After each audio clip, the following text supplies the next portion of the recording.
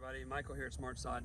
I had a question come in of, a lot of people talk about laying sod and how to lay sod and the practices before laying sod and what tools we might need. But I had the question of, how do I maintain my yard or my new sod lawn, maybe a week or two, for the first couple of weeks after I've laid it? So what I would suggest is, depending on the sod that you have and your soil conditions, the first thing you need to do is make sure that your sod is being watered adequately. So sometimes some sod requires a little bit less, some sod requires a little bit more. So that's the first thing. Make sure you have the proper moisture level for your newly laid lawn. Secondly, I would say what you want to do is make sure that you have plenty of sunlight or shade in that area. You may need to trim trees, you may do something like that.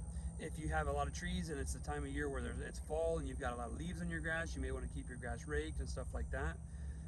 Next thing I like to talk about is actually mowing the grass. On fresh sod, there's theories all over the place.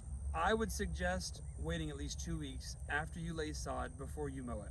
Some people say you can mow within the first few days. Some people say you should wait a month. I think a month's too long. The grass will get tall. You would mow most of your top off. So I think 2 weeks is kind of that perfect time frame of after you've laid the sod, you can go ahead and mow it.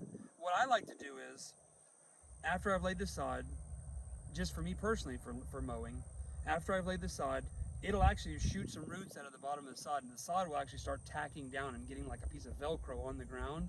And if I grab a hold of that piece of sod after a day, I can probably pick it up very easily.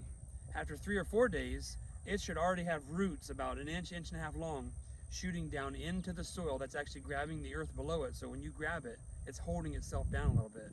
Whenever I see that happening or feel that happening, then I know that that's a good time to go ahead and mow my grass for the first time.